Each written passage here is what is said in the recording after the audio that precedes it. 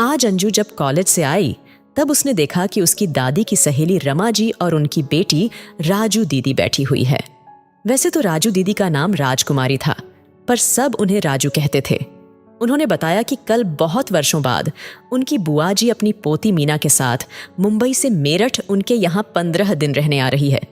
अंजू की दादी जी और मम्मी ने उन्हें कहा कि उन्हें हमसे मिलवाने के लिए हमारे घर भी लेकर आइएगा। 2 दिन बाद वे सब लोग अंजू के घर आए। अंजू और मीना की बहुत अच्छी दोस्ती हो गई। मीना का अंजू के घर बहुत मन लगता था। देखते देखते कैसे 15 दिन बीत गए पता ही ना चला।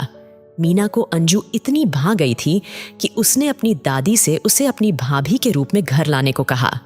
दादी ने कोई रुख नहीं दिखाया। तब मीना ने उन्हें कहा, दादी, जब से मैं अंजू से मिली हूं मैंने उसका व्यवहार नोट किया है। वह बहुत सरल और मधुर व्यवहार वाली है। मेरे भाई का जीवन खुशहाल हो जाएगा और मुझे विश्वास है कि अंजू परिवार में घुल मिलकर रहेगी। दादी को अपनी अमीरी पर बड़ा गर्व था और अंजू का परिवार मध्यम परिवार था। दादी ने इस रिश्ते के लिए साफ मना कर दिया। दोनों वापस मुंबई चली गई।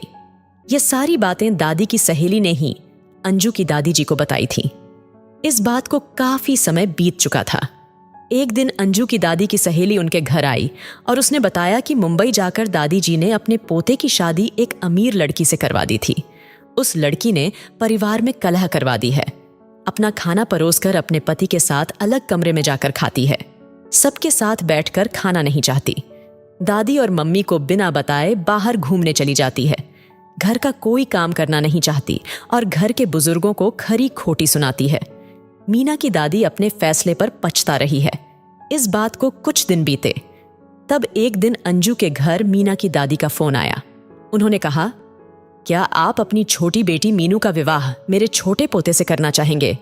मैं उसका रिश्ता आपसे मांग रही हूं। मीना की दादी को यह बात पता थी कि पहले रिश्ते वाली बात अंजू के माता पिता तक पहुंच चुकी है। अंजू के माता पिता ने विनम्रता से उनके इस रिश्ते को मना कर दिया। आखिर उनका भी तो कोई स्वाभिमान था।